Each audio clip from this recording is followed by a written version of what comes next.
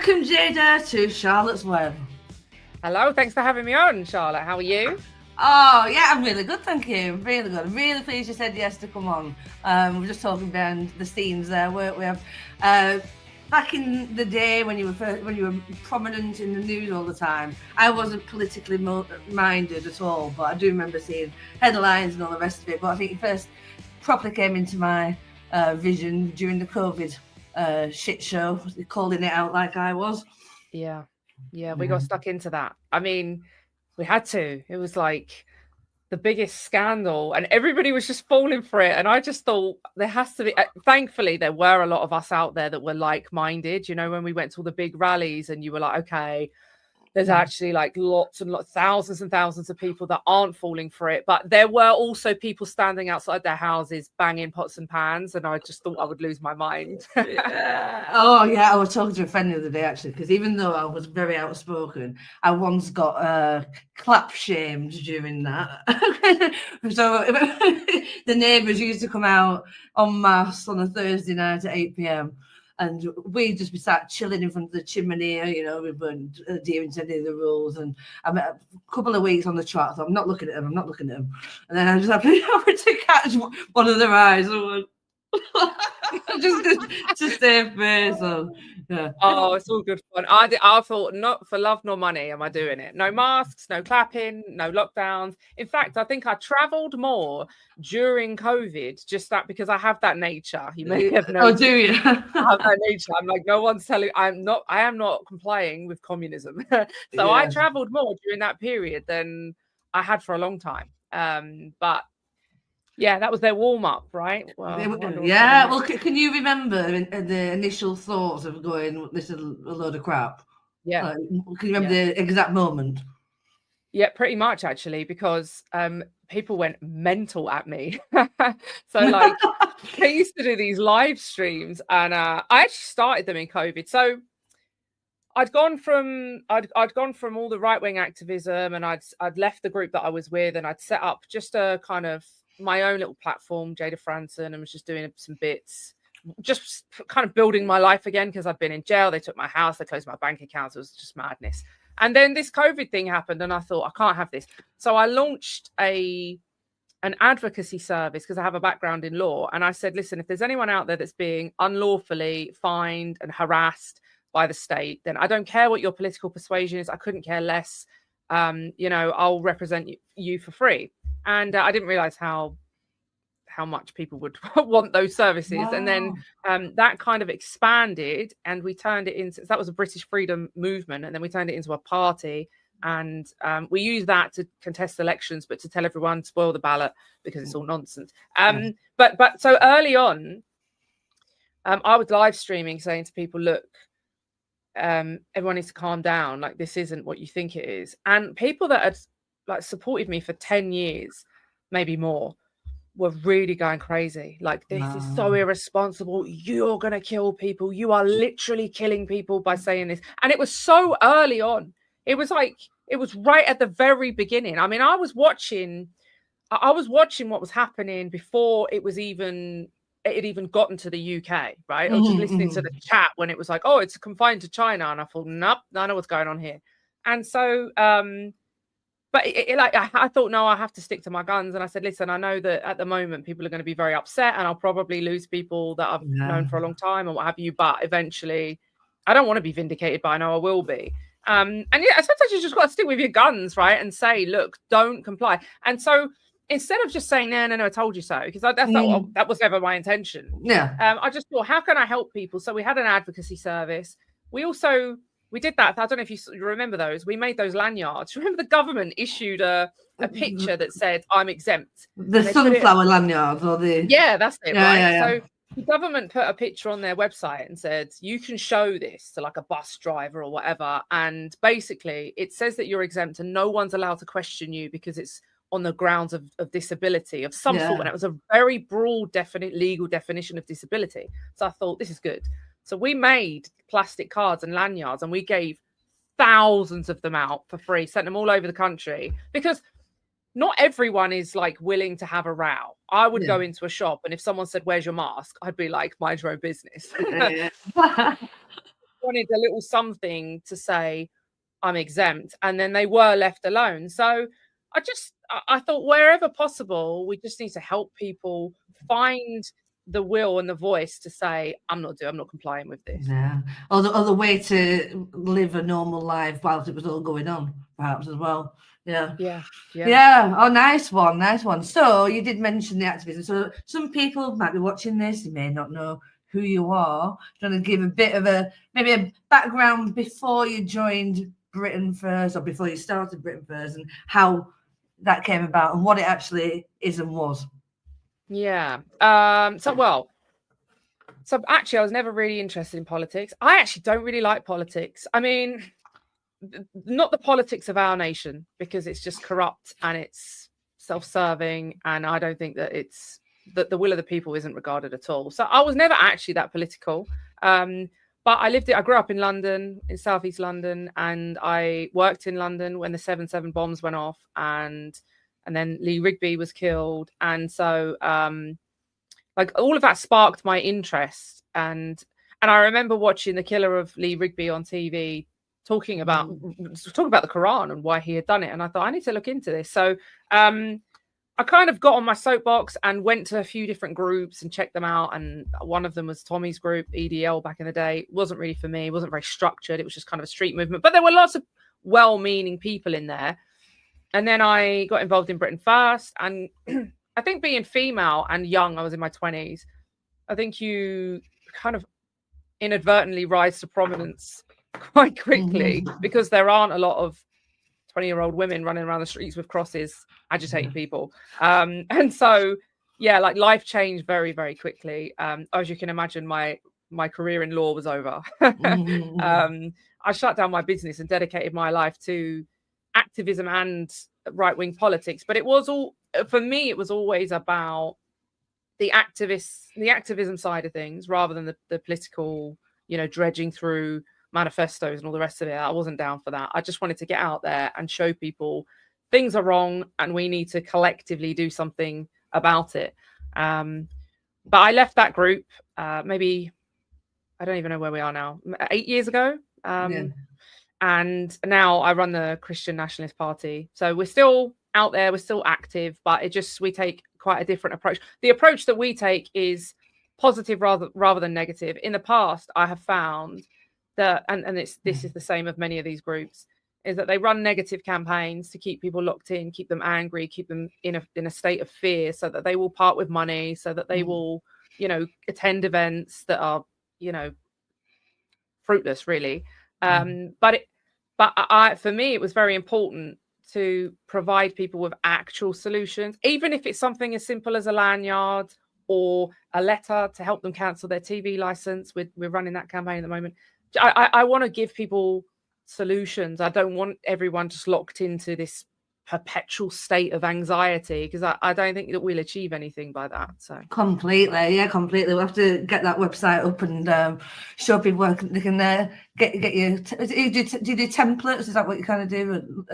Letter templates for people? So we've got like a letter template, which is great. We tested it out at the beginning, so I thought I need to think about certain angles here, and we did a trial run, and it's everyone that's used it has been successful. And you end up and they'll give you so in response, they'll come back first of all and acknowledge what you've said, which is what we give you, and you say nothing else. You just give them what we give you. You don't have to sign your name. You can just send them that from your address, and then you get like almost like a certificate from the TV license folks saying, we will not contact you by mail, by phone, or send anyone to your address. It's like 2 years normally, they say, and in 2 years we may review it. But don't worry, if they come back in 2 years, I'll still be here and I'll help you again.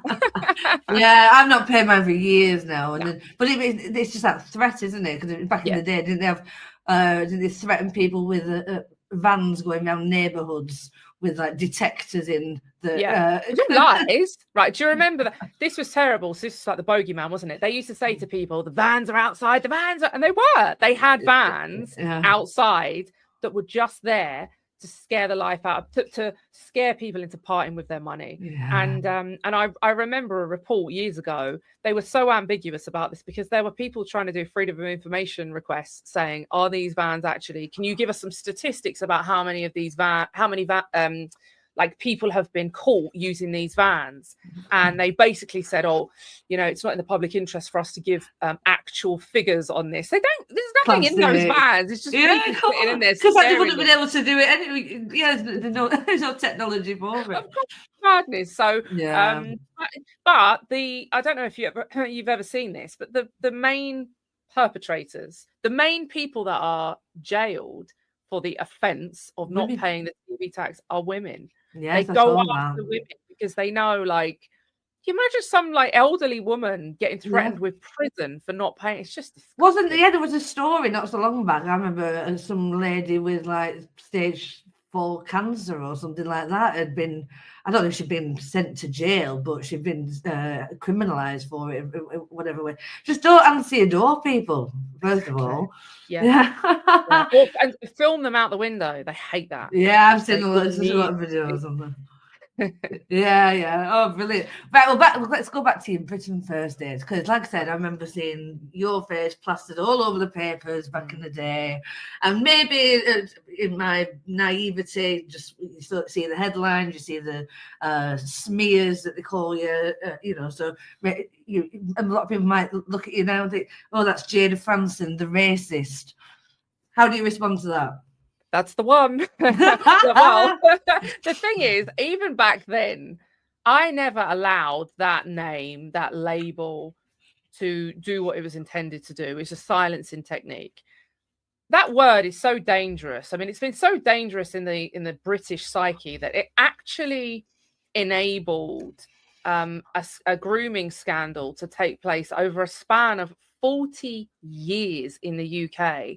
Purely because people in positions of authority, people that should have been in positions of nurture and care, like the social services and the police and politicians, they were so fearful of being labelled racist that they covered up and actually, in a sense, aided and abetted the grooming scandal, the grooming gang scandal in the UK. And so even way back 10, 15 years ago when that was being levied at me, I didn't really care because I thought, I know what you're trying to do and I'm just not going to allow it to work. But the truth of the matter is that I don't, my genuine beliefs in politics and activism has always been driven. I'm a Christian, and it's always been driven by a love for my people, not a hatred of others. And this is something that our group has always said throughout the years, is that if you consider yourself a nationalist, it has to be driven by a love for your people and your nation. Because, you know, I think we're headed for really dark times, and we're in quite dark times even now. And so if you expect people to possibly even lay their life on the line and risk their lives because they are motivated by hatred of someone else, that's quite an unusual thing for people to agree and sign up to. You will, however, find people, and you see this with the Covenanters throughout Christian history, certainly, who will lay down their life for something they believe and they love. And so the position that I come from is that I genuinely, I've worked with these grooming victims for years and years, and I genuinely my heart breaks at the state of the nation and what's being inflicted upon people. So, but I do also think that I did a very good job at kind of misrepresenting myself. You know, I was on screens, I'm screaming, I've got the big cross, you know, people are like, what is this woman doing? But Marmite, really. One of the things that I've got you on a couple of shows in the last couple of years, and I'm really, really impressed by how eloquent you are. So first, because you used to do a lot of speeches, didn't you? If you go on YouTube, you can find many of them. And we're going to put one on. I might insert one afterwards in the edit. But that's not the main thing about you. But I'm really no wonder the press, you know, made a thing of you, because you are quite an impressive person, in my opinion. Oh, thank you. I mean, I think the press will obviously like tarnish you and portray you. They'll portray anybody actually who is right-leaning, and that includes all of the COVID people. The people that I met during the COVID scam. Yes. I wouldn't have considered them right wing at all. I mean, like, you know, most of them were libertarian at its mildest. We were united in our resistance to this tyranny, but these people weren't right wing, and they were being labelled far right. I remember like loads of people on the, and I just thought, but in a way, I was kind of like, well, welcome to my world, you know, because I've been saying all of, and I would say that I am right wing. I mean, I'm not ashamed of that, but it was just a strange thing to see these people that were obviously like, you know, the same sort of people, I suppose. I never really got into it with them because it wasn't the topic, but the same people that I suppose when they were claiming bodily autonomy when it came to the vaccine, which I absolutely support, I expect that many of them would have applied that logic to something that I am ferociously against, like abortion. Now that's me being on the conservative side of things. And those same people that had the same objection about bodily autonomy and not wanting to take an experimental vaccine could also have applied that in a very liberal. So they lumped us all in together. And the "my body, my choice" phrase was used for different reasons, wasn't it? Then, yeah, it was, and I was quite mindful of the fact that, you know, I remember going to these rallies, and there were people stood at these COVID. There were like a gaggle of people in the corner that would have loads of communist flags. Yeah. Just like, what is? You're at a freedom rally with a communist flag. It attracted everyone. You had people. You had like the Latin mass Catholics that were chanting in Latin, and you had everybody out who felt strongly enough to be there. It was a unifying issue, certainly. Like, it was something that drew people out. But I did feel that it gave a lot of people who had sort of maybe snubbed or just assumed the worst of me over the years, realized that it didn't take much for them to be thrown into the same boat as me, and oftentimes it wasn't even fair that they were. So I think I'd like to think that people are more conscious of the fact that those labels are not really, they're a misrepresentation, I would say, of most of us. Yeah. I guess as well, I was going to ask you, because I'm super interested. So in terms of your stance on, I guess, Islam, you know, what you were fighting for, what you were, for want of a better word, preaching about, has your stance on, I guess, immigration policies and why things are happening changed since way back then when you were on the streets? My stance on immigration hasn't changed, in the sense that I don't support it and I never will. And I want it all stopped. But I do absolutely, I will say that my time in Britain First, certainly, I was very green to like the geopolitical situation. So, you know, I think unwittingly I was doing the bidding through my activism. I found myself doing the bidding of a lot of these big Zionist groups and people that had their own agenda.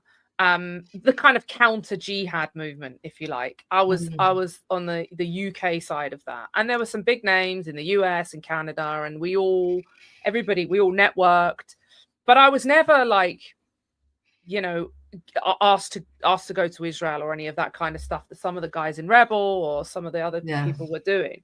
And actually, I will say, like, politically and even in terms of my own faith, I was very green to the whole issue of Zionism. And so over the past, I don't know, few years, like quite a few years now, certainly, as you may have seen, I've actually made it a real mission of mine to enlighten people on this issue, because it's one of those light bulb moments that when you realize, like when you notice, the noticing, right, when you notice, it all kind of falls into place. And then I also felt quite angry, because I felt like I say, I had unwittingly done the bidding of these people. Now, that's not to say that I regretted my stance or change my stance, because I hadn't. I am opposed to Islam in the UK. I am opposed to immigration. I do support borders.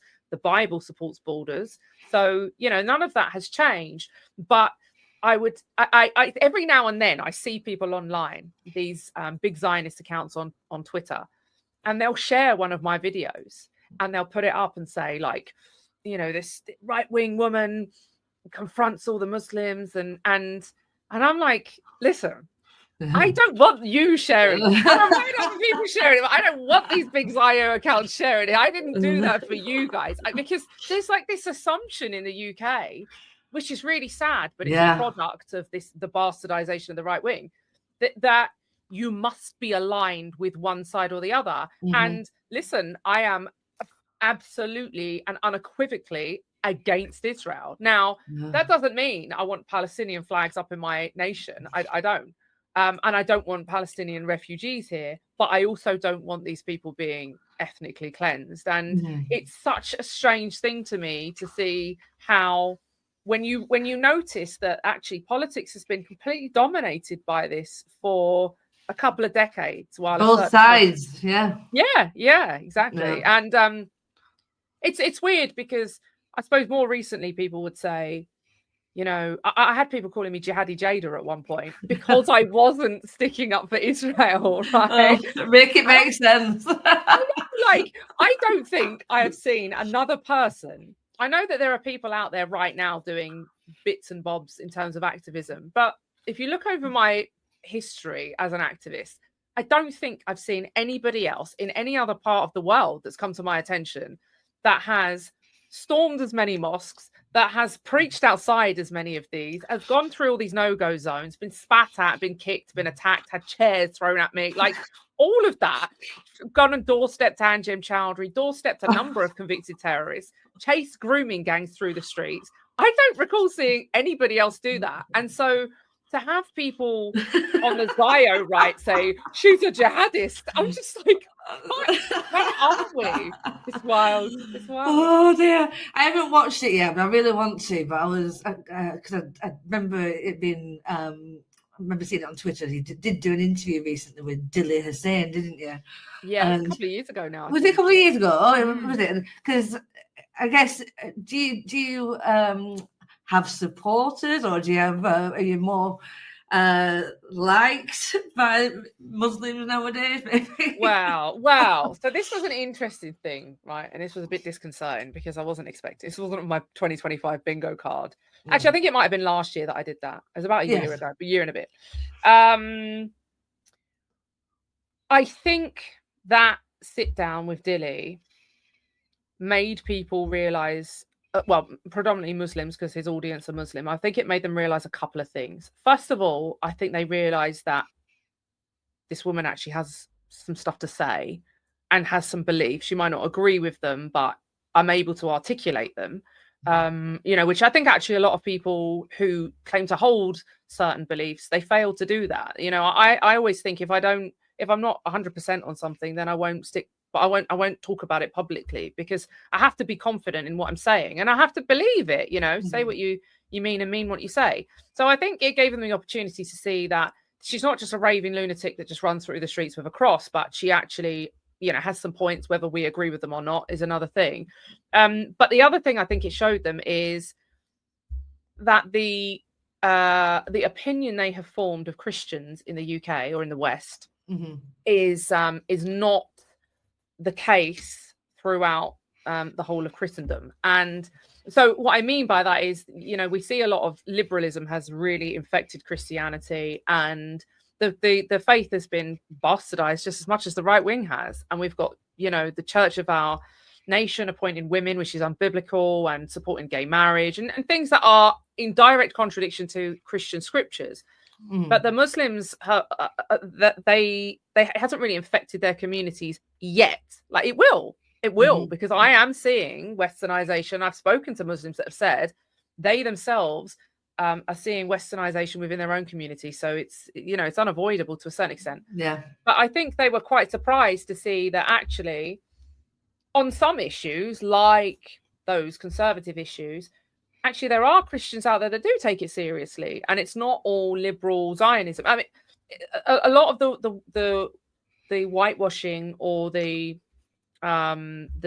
tampering with the Christian scriptures has been an agenda of the Zionist lobby to just water down everyone's beliefs and erode them. And then you can't even really we're not really, we're an apostate nation, right? We're not really a Bible believing nation. I don't think many people have read the Bible in the UK, which even 70 years ago would have been a very strange thing to hear. So so I did find that I got a load of new Muslim followers online, and it was a bit disconcerting. I was like, what's going on?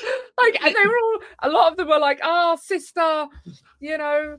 God well, bless you. I guess as well, what part of you kind of changing your stance ever so slightly and realizing what the bigger agenda proves that, well, in a similar way to the Muslims, we're all tools here. Well, and a lot of them seem to understand it more than us. I said on a previous podcast about getting in a taxi in London a couple of years ago, and this young Afghani guy was driving the Uber, and he was kind of mocking us. I think it was when Russia had just invaded Ukraine, and he was trying to have a conversation geopolitically with us, and he thought we didn't know what we were talking about before he started speaking to us, and he was making out about Afghanistan and assumed that we'd believe the mainstream narrative of weapons of mass destruction, etc. Blah blah blah. So if we see through the lies, then we can all, kind of unite in some way.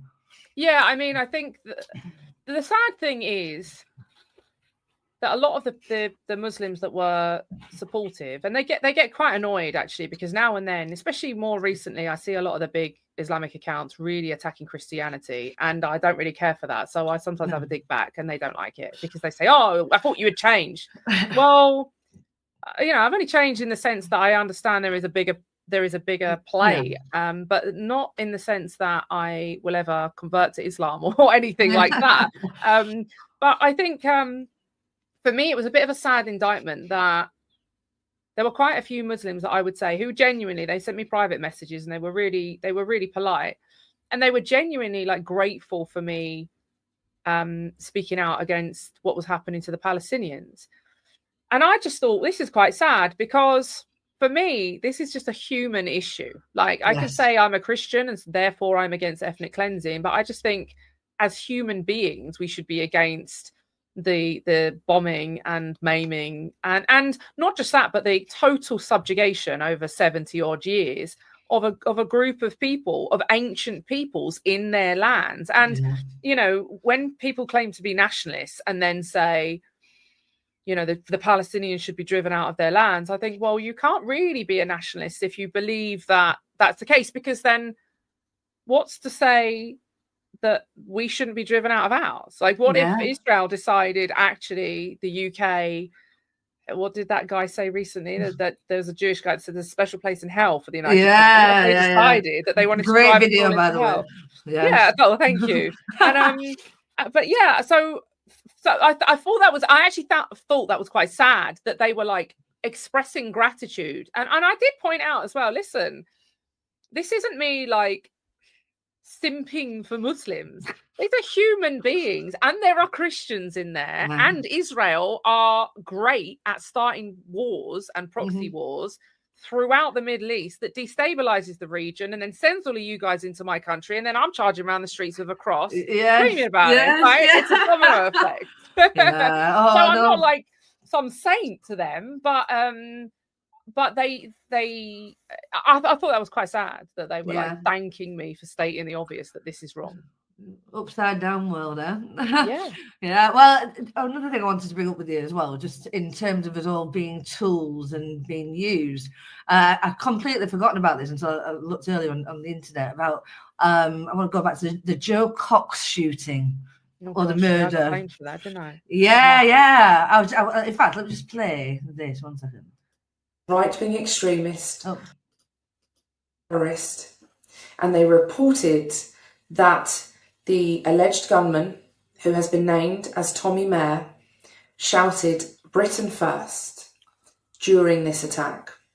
This caused a media frenzy, and as you can imagine, myself and my colleagues at head office were inundated with phone calls, emails and interview requests asking us if we knew of this man, if we had heard the rumours that he had shouted "Britain first."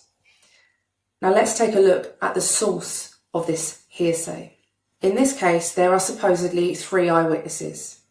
The first eyewitness is alleged to have said that the shooter shouted "Britain first" whilst carrying out his attack. In actual fact, this witness, who was the first to have been quoted by the media as allegedly confirming that the shooter shouted "Britain first," has publicly confirmed that he wasn't at the scene. He was in his car, stuck in traffic at the time, and he has posted a poster in the window of his business confirming that he was not there, he did not hear anyone shout "Britain first," and he did not say that he had. The second of the supposed eyewitnesses was quoted by the media as saying he heard the shooter shout "Britain first" during and after the attack.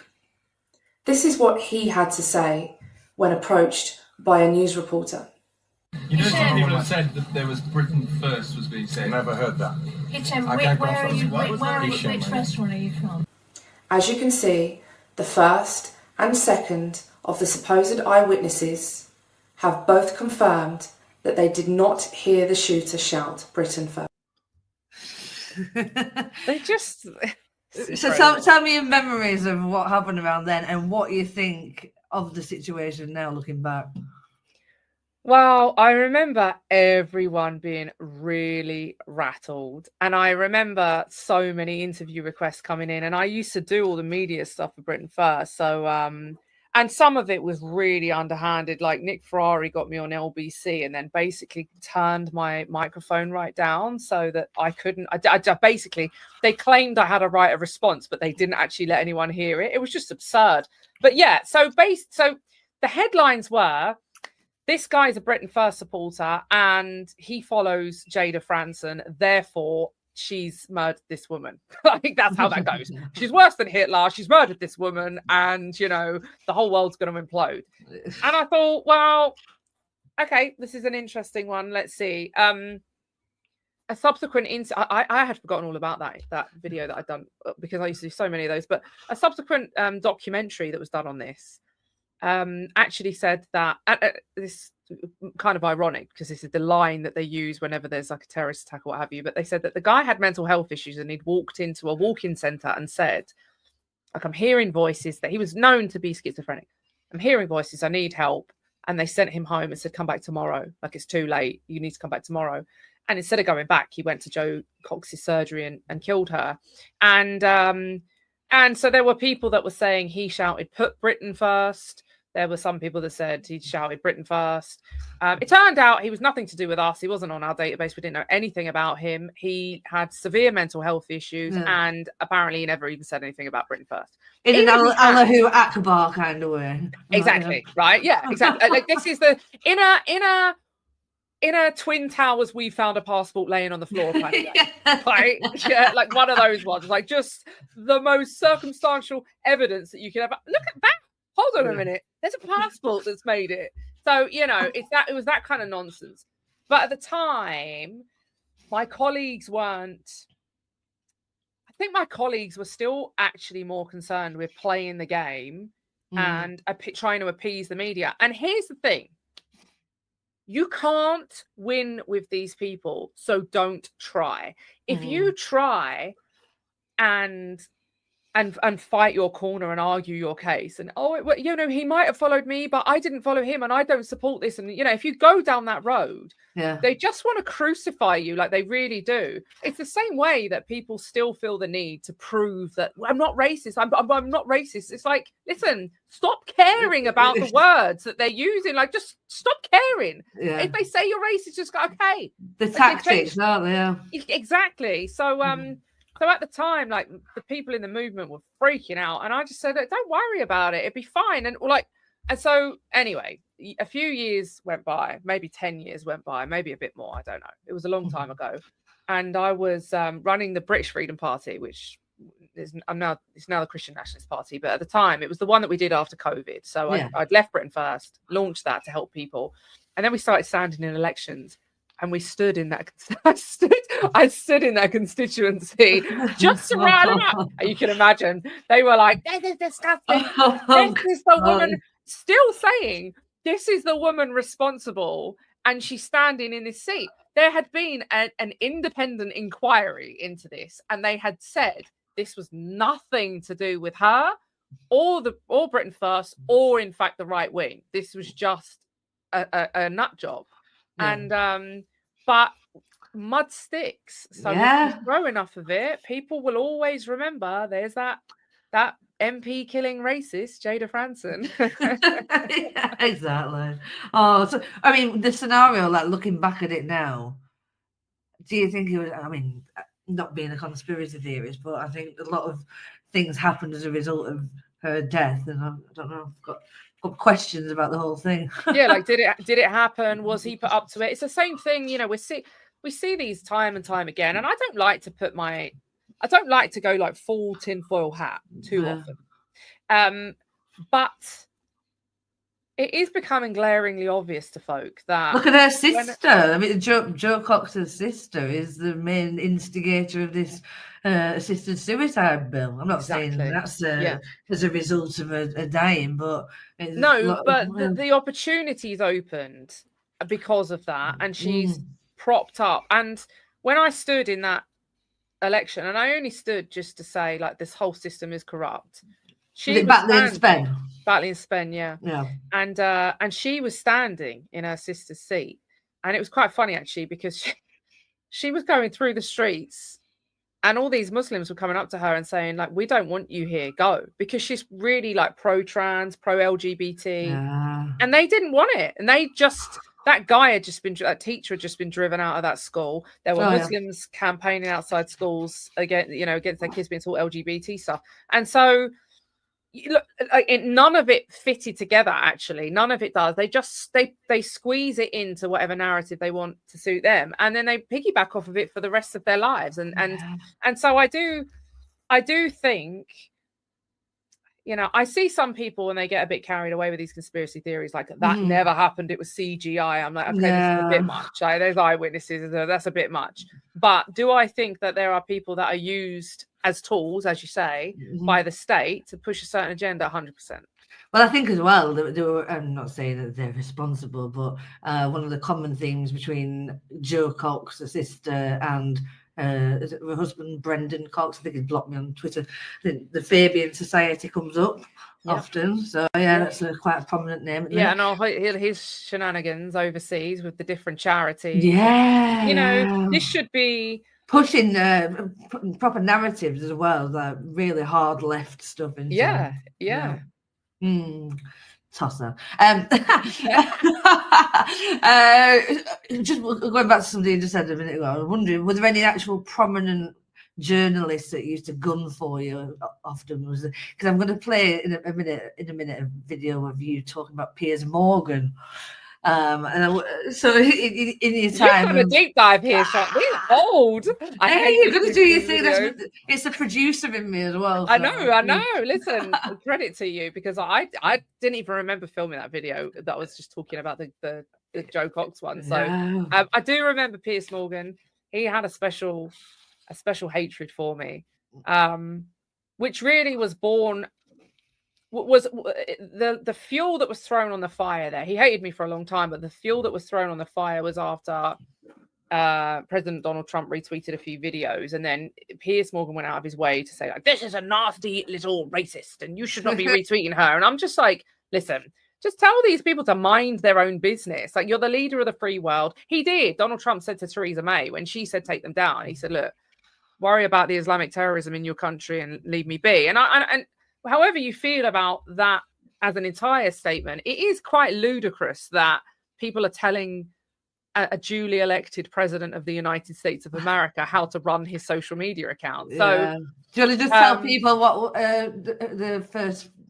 the headline of what happened there? So I remember this as well. Yeah, this was carnage. This is a long time ago. What was this? Maybe 20, I think this was 2017, because they threw me in jail after that in 2018.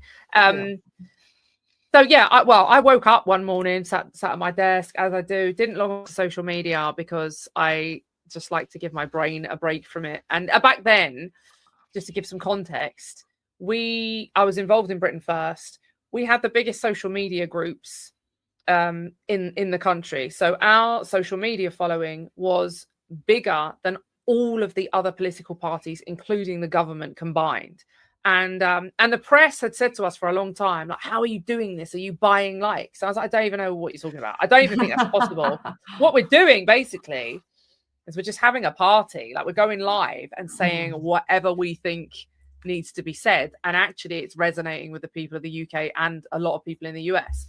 And so so we had this massive following online, and then so this particular morning my phone rang, and it was a journalist who I had a relatively, I mean, he was always hostile. His articles were always hostile, but I'd kind of agreed, look, you can write what you like. I don't really care, but just don't go too far. Like, don't take the mick. I don't mind if you want to sensationalize things, but don't lie. And if you're honest, then I will give you exclusives. Like, if you want the story first, because and it was so obscure. It was like the IB Times or something, right? Anyway, so it was funny because one of the stories he wrote, he put myself and Oswald Mosley next to each other when I got convicted of wearing a political uniform. And I remember at the time my colleagues in Britain First going mental, and I was like, I don't mind that. Like, that's fine. So anyway, he called me and said, how does it feel to be retweeted by the leader of the free world? And I was just like, I had no idea. I was like, I don't know, like, where are we going with this? And he said, you haven't looked at your social media account today, have you? And I said, no. And he said, you might want to turn that on, and you might want to turn the TV on and stick the news on. And it was really weird. So, you know, when there's like a royal death or a terrorist attack, not now, terrorist attacks now get ignored, but do you remember, like, back in the day, there would be a banner like you've got at the bottom of the screen running across the bottom, and it would have the main story of, like, I don't know, Princess Diana's killed in a car crash, like that kind of stuff, right?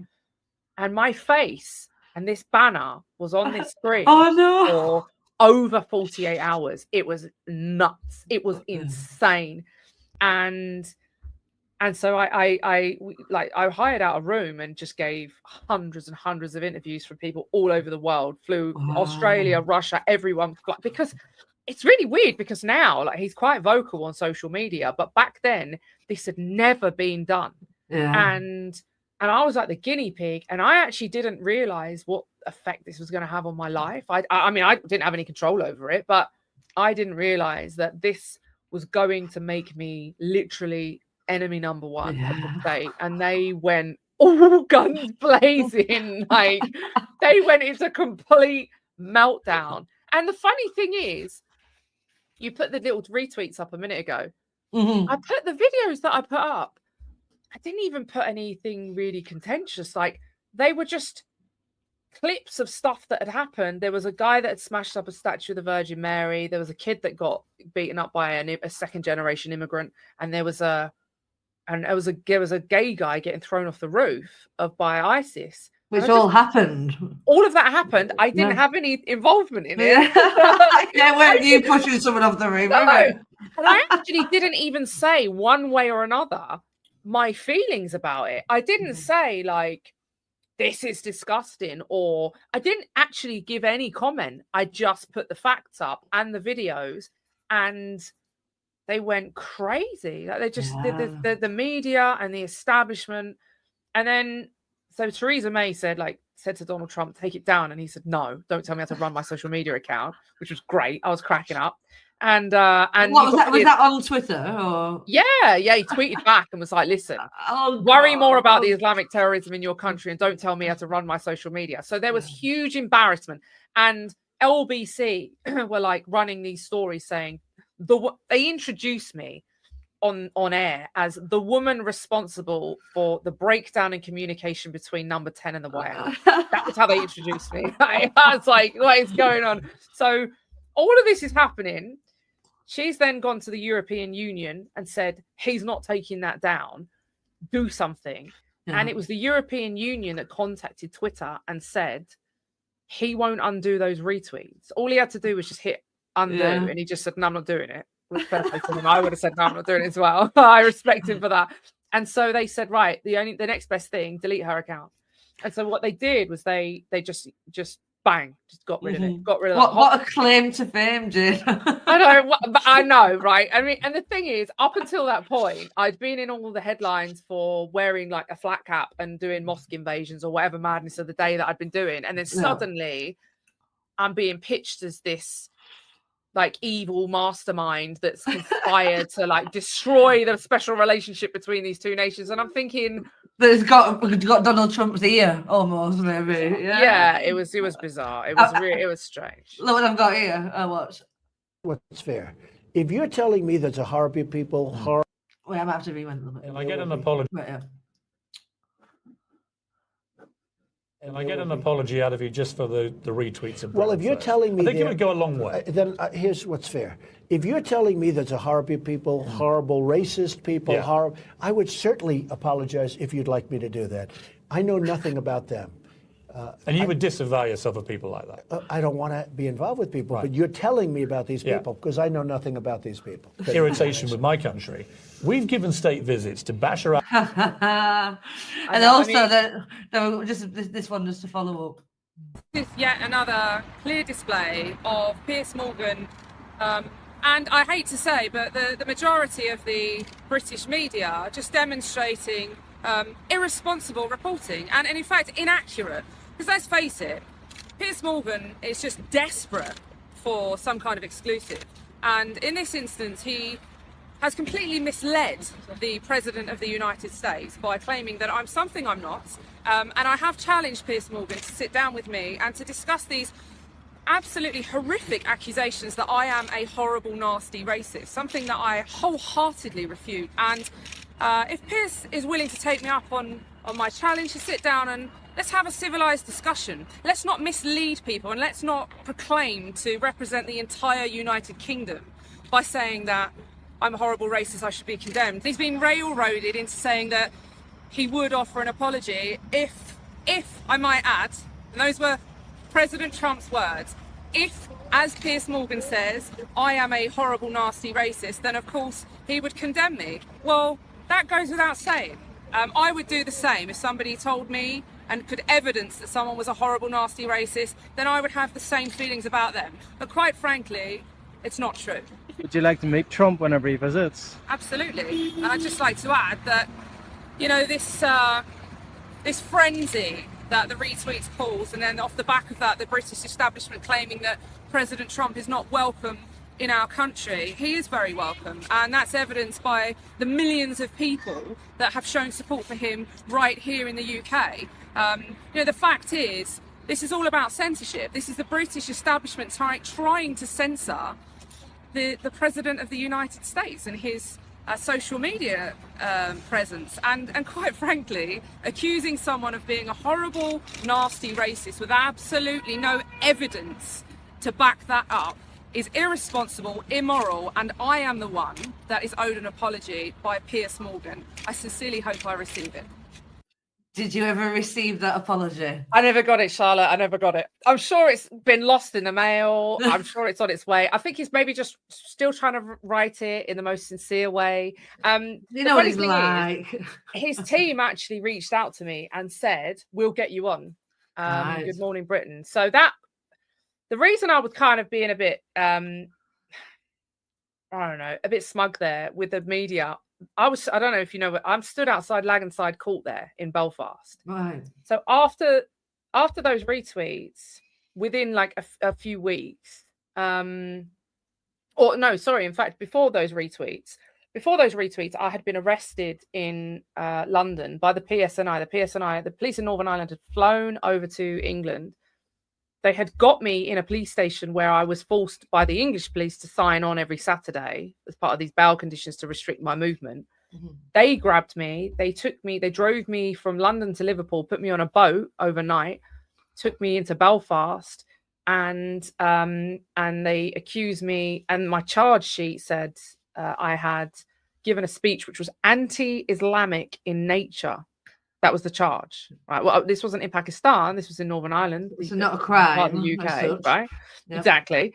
And so I think that, to be honest, I think that's what actually got the president's attention, because it was all of that frenzy that was happening, and then the retweets happened. So then they went, right, now we're going to get her. So what I was doing, I was really winding them up. Like, I remember at one point I went to Belfast City Hall, and I knew one of the councillors that was working in there at the time, and you could go in. You used to be able to go into Belfast City Hall and sit on like the mayor's chair, which is a big, grand wooden chair, and put the robes on, right? So I put the robes on, sat in this chair, filmed a video, and did like an address. Like, I'm just updating everybody on my call, because like they were hounding me, and I was basically, it was like just total defiance. Like, you guys think that dragging me through the courts is going to stop me? I'm going to dress up and address you from the Lord Mayor's chair of Belfast City Hall. And it was just riling them. So but that day I was in court and I saw. Can I see that anywhere, by the way? Sorry. Is that available? It'll probably be on my, it might be on my YouTube channel. I have a YouTube channel still, but it's like completely suppressed. But it's really I'll look old. for it. Yeah, it's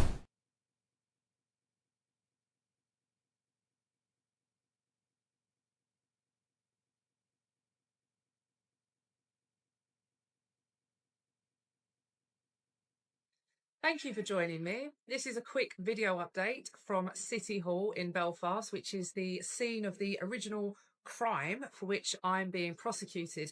You may recall that last year in August, I gave a speech along with several other members of Britain First, and I'm now on several charges for giving that speech in which I mentioned the I word, Islam.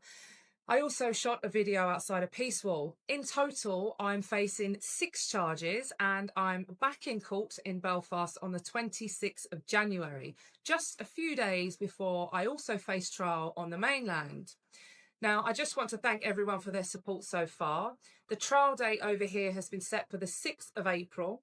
And for everybody who's shown up at the court and sent in messages and donations to support our plight, I thank you with all my heart. This is ongoing.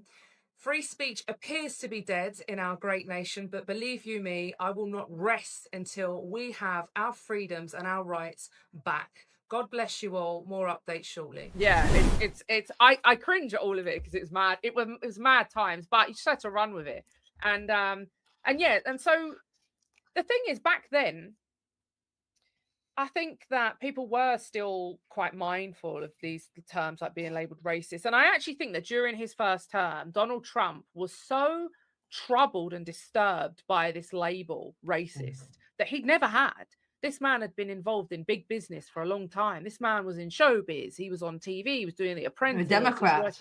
Exactly. He's working with people from ethnic minority communities. He knows all these famous like boxers and rappers and loads of people that are black or brown. And so to suddenly put himself forward to run as a political candidate and then be told you are Hitler, which is what he got told. He did his utmost during his first term to try and disprove that. This is what I was saying earlier. This is why we can't do that. We can't do it. We have to just say, do you know what, call me what you like. And because I think he learned after that first term, when the election then was taken by Biden, and then they all went after him and tried to put him in jail so he would die in there. I think he came back and realized, I need to stop worrying about being called a racist. I need to stop worrying about these labels and just get on with the task at hand. But I've always maintained that the word racism when I was a kid, it used to mean something. Much like the word vaccine used to mean something. Remember when a vaccine used to be like an injection of a substance that would prevent someone from contracting and passing on some sort of disease or some ailment. Then they changed the definition. Because no longer is a vaccine something that prevents you from contracting or passing this on, but you still have to have it. So they just changed the definition.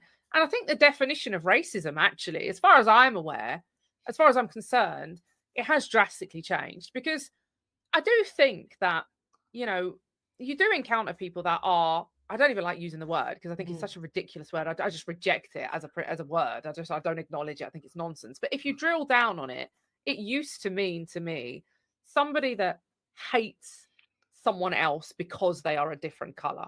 Yes. And that was just really like, it always meant that. I always understood it to mean that. And it was something that I never actually felt. I don't want multiculturalism. I don't want immigration. I don't want globalism. I don't support any of that. And the Bible doesn't, so as a Christian nationalist, I say I don't support that. I support boundaries and peoples and nations, respective peoples. I don't support the Kalergi plan. I don't support that. Exactly. Like the Kalergi plan is something that I'm ferociously against. United Nations, all that kind of all of that. But that doesn't mean that I also sit here and think, oh, I hate one of those black people in Africa. Why would I? You know what I mean? That is actually bizarre to me. Like, just being angry, like those bloody Indian people, those brown people in India. I'm so annoyed by too dark for me, that one, though. Yeah, it's just like, it's a weird concept for me. Now, I do get angry when I see parts of my country looking like Bangladesh or Pakistan, because the face of that part of the country has changed and it shouldn't have. That angers me. But it isn't like, I don't know. For me, it's what happens is, and this is the same with the anti-Semitism smear, is they weaponize words. So the word racist has been weaponized and adapted in order to stop people complaining about the agenda that is being rolled out in front of us, and that goes from the 70s or whatever. These different kinds of influx of foreign people on our lands, and it's basically, if you don't support immigration these days, that is enough for you to be termed a racist. And it's such a bizarre concept, because you wouldn't find it in other parts of the world. You wouldn't find, like, if you went to Kenya and said, do you want most people, or do you want white people to disproportionately be represented in adverts? No, we don't. Do you want white people to be disproportionately represented in parliament? No, we don't. These, for me, are very normal answers. I would expect them to say no. Yeah. And I wouldn't call them racist for doing so. But if we say it in the UK, it's only applied to a certain ethnicity, us generally, isn't it? Yeah, exactly. Yeah. So. Yeah. All right. Oh, do you know what? I could talk to you. I've loads and loads I want to cover. Maybe I could go a little bit longer than expected. 10 minutes, maybe more. Yeah, go for it. Listen, it's fine. It's fine. You could come back time and time again. Yeah, there you go. I wanted to talk to you about some character who I can't stand, and his organisation. And you've had lots of dealings with this person over the years. In fact, you were featured in a list this year, which, hang on a sec, Hope Not Hate. Oh my goodness. Nick Lowles, Hope Not Hate. So this is this year? This is from like the beginning of this, it might be March this year, 2025. You're in it. Really? Yeah. Wow. Yes. So these people, mind you, they've used a picture of me that's maybe 15 years old, so that's good. Yeah. I can't believe these guys are still going. Well, I mean, I've only been probably they've been on my radar for 2 or 3 years. I've never had any dealings with them, but I just think it's clear to me there's some sort of government operation. Is that what your opinion is? Yeah, absolutely. Zionist state-funded NGOs. My first dealing with these people are demonic, right? Yeah. Just to be clear, I don't have a problem with people having a different opinion to me. I don't have a problem with people having a different political persuasion, being of a different faith. I believe that my faith is the one true faith. I believe that my political opinion is the right one. But I am adult enough. We used to have the art of debate in this country where we could accept that people had alternative opinions. That's not what these groups are. These are not groups that are, just resolute or dedicated to their political persuasion and unswayable. These are evil individuals who will write they're basically like the trash poster Zionist accounts on social media, but they write about, instead of writing about Muslims and immigration, they write about the right wing. Yeah. And the first dealings I had with them was probably about 12 years ago. They published my address on one of their pages. One of their supporters or someone involved in their organization published my address in London at the time. And I was in my 20s, and I had just hit the activism scene, and it was like, what is wrong with these people? Like, and you know, a woman on her own in her 20s. So what's the end game? What are you trying to do? Like, you and so that was my first ever thing. I didn't know who they were because I wasn't involved in the political scene, so I didn't really they weren't on my radar, but they came onto it very quickly. And from there on, they've written. I didn't realize that I was still featuring in any. I don't know any of this. There was Britain First are on there, and you're a bit lower down. Yeah, okay, yeah. So I'm just kind of. You're your own entity in it. Don't get me wrong. Yeah, well, they like to use the stuff. They like to use pictures of me when I was in Britain First, which I suppose actually plays two roles, because it would anger the people remaining in Britain First because we don't get on. I think they're trying to upset everyone. Me personally, I don't read any of it. I am so blissfully oblivious to what these people are doing, because honestly, I just think these people are so lost. They are so consumed by hatred. They talk about us being bigots and racist and xenophobic, Islamophobic, transphobic, whatever phobia or ist of the day. And all I see from these people is just they are oozing with venomous hatred for anyone who doesn't agree with them. And I'll never understand their politics. I can never understand when I see people like, I saw Jeremy Corbyn yesterday tweeting out about, you know, where's our humanity? We should be welcoming in more immigrants. I'm just like, what is he talking about? I can't understand it when people say stuff like that. But like cerebrally, I'm mature enough to say, all right, well, he's of a different political leaning. I just think these people are crazy, but whatever. But that's not hope, not hate. They are demonic, and their lives are dedicated to try and destroy other people's, to put people in jail, strip their assets. And they've been behind some really, really big attacks against me. And they've heavily pushed them. And like, as you know, that I was put in jail, my house was taken, my bank accounts were closed. These guys are so firmly involved in all of that, stirring the pot. So I'm surprised that they're still going, really. I don't even know who's involved in any of the group, but I mean, one of the things is that clearly there is a bias, obviously, and I think you've tweeted about this. I certainly did a couple of times. I need to sort my assets out, but the fact that this guy can get away with saying what he's saying, there's two tweets here. This is from the Southport riots. Reports are coming in of acid being thrown out of a car window at a Muslim woman in Middlesbrough. Absolutely horrendous. That story went and, like I said, flew, and everyone thought it was true.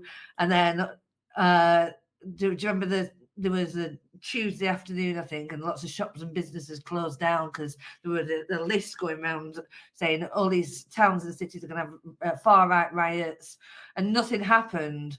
And this guy, Nick Lowles of Hate Not Hope, MI5. MI5, yeah. It was a massive instigator in spreading false lies, and nothing happens. I know.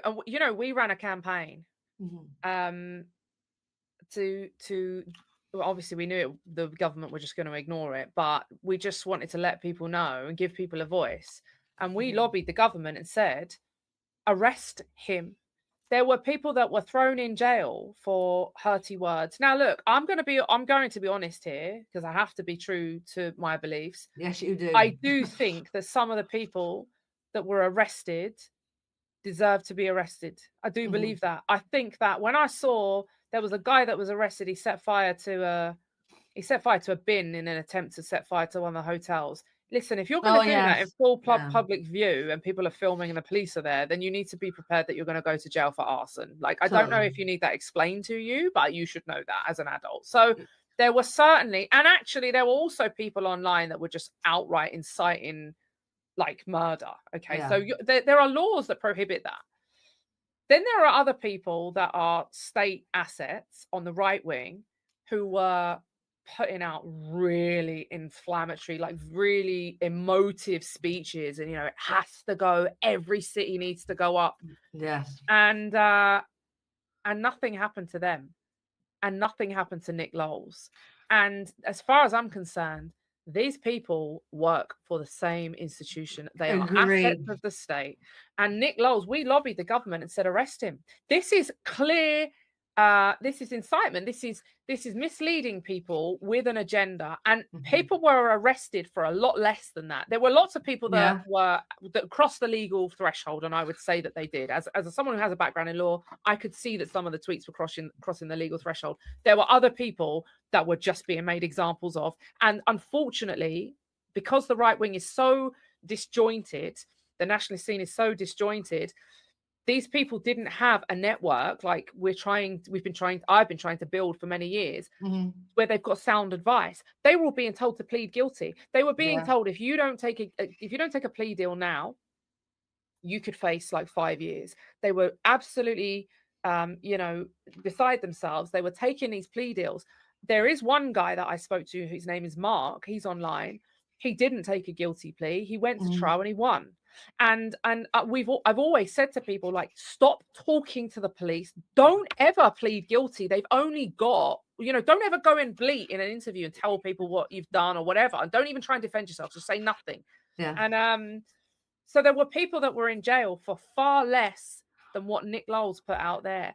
I'll tell you what as well. Now, I'm not saying that it was his organisation, but probably, in my opinion, from the same, whoever the paymasters are, the initial tweet that got a lot of people in trouble about this guy who killed the little girls was a refugee who just come off a boat. That was fake news, and whoever started or wrote that tweet has never been in trouble for it. If you remember, it got blamed on some dude in Pakistan.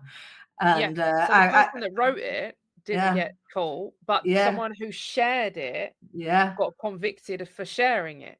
And I looked into to see what happened to this guy in Pakistan and got any details. And apparently, some guy did get arrested, but got let go within hours. So nobody has been held responsible for that. So it makes you wonder. I mean, if you put two and two together, in my opinion, that was written on purpose in order to start the chaos. Of course. It's like, look, much like these rage bait accounts, these bot accounts that are, you see them on Twitter all the time, British Patriot or whatever, some with the British flags, and they've got broken English. They're Indians. They're Indian Zionist bot accounts that are basically just there to entrap people. And I've said to people for so long, the reason that lots of people in the UK are finding themselves on the wrong end of the law, on the wrong side of the law, is because they're getting lured into this false sense of security on social media that because our American brothers and sisters are saying something, we're allowed to say it. Those people are protected by a constitution and we are not. Plus, we have a Marxist government, an actual Marxist prime minister. And so we just saw this roundup of people, and Nick Lowles and his MI5 buddies are sitting pretty, completely unscathed. And I hold him as responsible. And it wasn't just right-wing people, actually. There are Muslims in jail right now who saw Nick Lowles' tweet about that woman getting acid thrown in her face. And they tooled up and they went out to go and fight the right wing or kill them, whatever. They had knives on them. And there were Muslims that were jailed. And this is what I said one of the things that I said to the Muslim community is, listen, if nothing else, I'm not trying to find common ground here because I don't really need it. Like I'm quite resolute in I think we should separate. I think we should, I don't really want to cooperate with people that are that kind of unaligned with my values. But what you need to accept is that your people are in jail because that man who's one of these pro-refugees, open the borders, refugees welcome, allegedly, that guy has got your guys in jail because he lied to you about a woman getting acid thrown in her face. And so stop, but they're fixated on the right. It's the right wing. It's the right wing. Yeah, because people like Nick Lowles are moving all of the little pieces around the little pawns on their chessboard, and they're just playing games with people's lives. Evil individuals. Hello. Oh yeah, it really makes me angry. I remember seeing, and we can talk about this dude in another episode, but the Tommy Robinson did a documentary on I Hope Not Hate. And one of the things that stood out for me was when it was doorstepped walking down the street, and it was basically being asked, have you paid X amount of money to so and so to create a fake story? And he didn't deny it. In fact, he almost confirmed that that's what their organisation does: fabricate stories in order to paint false narratives. Well, so Tommy Robinson's documentary, actually, because it's probably not a secret, Tommy and I don't get on. Yes. Tommy works with the people that I used to work with Britain First. And when I left Britain First, there was quite a lot of publicity around the reason that I left, which wasn't very good. And so Tommy, for some bizarre reason, because up until that point they'd kind of hated each other, but he teamed up with my ex-colleague, and they used that documentary to spin this line that I had worked with Hope Not Hate, which is one of the most farcical things I've ever heard in my life. Like, when you consider, there's no one actually that has Jihadi Jayda. Yeah, Jihadi Jayda. There's actually no one in the UK that has been as penalised by the establishment as I have in terms of modern day right-wing activists. You've seen people like Tommy going in and out of jail for a little stint here and there, but there's no one that was given. I mean, I was put in Cat A prisons. I was made to serve every single day of a 9-month sentence, another 9 months on license. I was put in MAPA hotels. They took my house. They shut down all of my bank accounts. They stripped all of my assets. And you know, aside from just the general demonization by the establishment, they stood up in the House of Commons and everybody had a go. Like from Sadiq Khan, Boris Johnson, Nigel Farage, Theresa May, everybody got up and said how awful I was, right? And so the fact is, Hope Not Hate are just a branch of the establishment. Yeah. And part of this documentary that they said, you know, Hope Not Hate pays people, they actually alleged that against myself and a few other people. And this is where it gets really, this for me is where it gets really sinister, is that this is how you can tell these people are basically doing the bidding of the same organization, the same group. They are assets of the same institution. Tentacles. Exactly. Like, absolutely. And there was no coincidence that documentary came out, and you can look this up. That documentary came out at the same time that Nick Lowles launched his book called Tommy Robinson. Now, call me a conspiracy theory, but if those two were in cahoots and hoping that their respective projects were going to make a lot of money, which they did, both of them, it would have been a bloody good idea for them to have released those two things concurrently or consecutively, you know, in very short intervals afterwards. And that's what happened. And so when I saw that, and I saw that there were people that I know, like people that I've known in the right wing for a long time, that were popping up and they were saying they've given them money and they've given them money, I thought, actually, what even is the truth here? Like, who are these people? Who really is in bed with these people? Because I know a lot of people that over the years from the right wing that would never even consider sitting down with them. Like, I think I'm one of the only people in the right wing that has actually never worked with them. Yeah. I saw Lauren Southern's piece, and she was talking about this meeting that was between Tommy and these guys at Rebel Media, and I'm thinking, was I like the only person not sitting down with the communist demons? But it all goes back to how this sinister link that they've got, this this unholy alliance between characters on the right wing, far right, characters on the far left, who you would believe are being portrayed as just the complete polar opposites. Yeah. But they are pushing one agenda. Yeah. And it's all the people in between that are telling the truth, whether it's about COVID or immigration or about Zionism. All of us in the middle are going to be victims of either side of that. And that's a really great line to end on. Yeah, they're the Pied Pipers of both directions. But yeah. All right. Oh, Jayda, enjoyed every second of this. Hope you did too. I did. It was lovely seeing you and speaking with you. Yeah, that's it. We talked about it. We're meeting in the flesh one day soon. That'd be nice too. Yeah, we need to. Yeah, I think we've attempted to make plans to do that several times, but. It'll come. So thank you so much for joining us. Everyone at home, hope you enjoyed it. Please subscribe to Jayda on Twitter or X, JaydaBF, and at www.thechristiannationalistparty.com. So see you next time.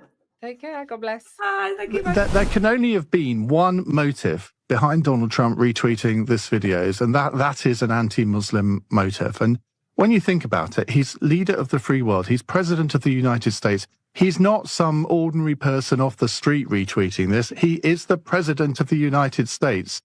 So when I read people saying, well, you've got to think about this more carefully, Ian, he wasn't endorsing Britain first. He was retweeting the videos.